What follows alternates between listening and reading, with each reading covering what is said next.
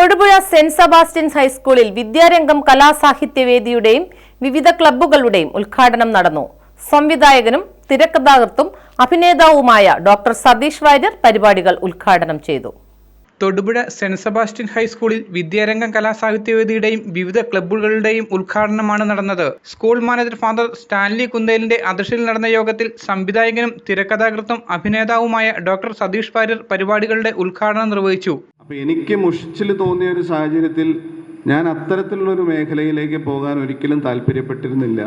അതുകൊണ്ട് ആ സമയത്ത് കറക്റ്റായിട്ട് കോവിഡ് വരികയും ചെയ്തു. അപ്പോൾ എനിക്ക് കുറച്ച് പ്രാക്ടീസിന് സമയം കുറഞ്ഞു കിട്ടി. അങ്ങനെ ചെറിയ ചെറിയ വീഡിയോകൾ ഞാനും എൻ്റെ അമ്മയും കൂടി ചേർന്ന്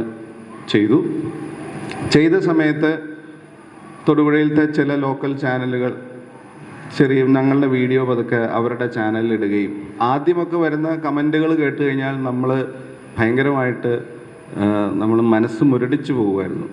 കാരണം ഇയാൾ എന്ത് കോപ്രായമാണ് ഈ കാണിക്കുന്നത്, ഇയാൾക്ക് വേറെ പണിയില്ലേ, ഇങ്ങനെയൊക്കെയുള്ള രീതിയിലുള്ള കുറേ കമൻറ്റുകൾ വന്നിരുന്നു. പക്ഷേ പ്രിൻസിപ്പൽ സാർ പറഞ്ഞ പോലെ അച്ഛൻ പറഞ്ഞ പോലെ നമ്മളതിലൊന്നും തളരാതെ നമ്മൾ പുതിയ പുതിയ ആശയങ്ങൾ കണ്ടുപിടിക്കാനായിട്ടും ആരും ചെയ്യാത്ത കുറേ കാര്യങ്ങൾ ചെയ്യാനായിട്ടും ആരും സംസാരിക്കാത്ത പല മേഖലകളിൽ നമ്മൾ നർമ്മമുണ്ടാക്കാനായിട്ടും ശ്രമിക്കുകയും ഇന്ന് ഏകദേശം ഒരു 1.5 ലക്ഷം ഫോളോവേഴ്സും അതോടൊപ്പം തന്നെ ഒരു 50,000 ലൈക്കും ഒക്കെ ആയിട്ട് എൻ്റെ പേജ് ഇങ്ങനെ വെന്നിക്കൊടി പാറിച്ച് പോയിക്കൊണ്ടിരിക്കുകയാണ്. അഹങ്കാരം കൊണ്ട് പറയല്ല, എന്നാലും നമ്മളുടെ ശ്രമം, അച്ഛൻ പറഞ്ഞൊരു കാര്യം അതാണ്, നമ്മൾ ശ്രമിച്ചുകൊണ്ടേയിരിക്കുക. നമ്മൾ വീഴും, നമുക്ക് തെറ്റുപറ്റും, നമ്മളെ കളിയാക്കും, നമ്മളെ കൂവും, നമ്മളെ ഉപദ്രവിക്കും ഒക്കെ ചെയ്യും. പക്ഷേ ഞാൻ എൻ്റെ വീഡിയോകൾ കൊണ്ട് സമൂഹത്തിന് ഒരു തിന്മയും ചെയ്തിട്ടില്ല.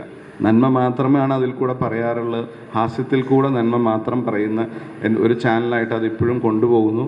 ഒപ്പം തന്നെ എൻ്റെ അമ്മയുടെ ജീവിതത്തിലുണ്ടായിട്ടുള്ളൊരു ശൂന്യത, എൻ്റെ അച്ഛൻ 2-3 കൊല്ലം മുമ്പ് മരിച്ചുപോയി. അപ്പോൾ അതിനുശേഷം എൻ്റെ അമ്മയുടെ ജീവിതത്തിലുണ്ടായിട്ടുള്ളൊരു ശൂന്യത അത് നികത്താനും ഒരു മകൻ എന്നുള്ള നിലയിൽ എൻ്റെ ഉത്തരവാദിത്തമായിരുന്നു എൻ്റെ അമ്മയെ എപ്പോഴും ചിരിപ്പിച്ച് നിർത്തുക, എപ്പോഴും സന്തോഷവതിയായിട്ട് നിർത്തുക എന്നുള്ളത്. തുടർന്ന് വിദ്യാർത്ഥികൾ അവതരിപ്പിച്ച വിവിധ കലാപരിപാടികൾ സമ്മേളനത്തെ ഏറെ വർണ്ണാഭമാക്കി.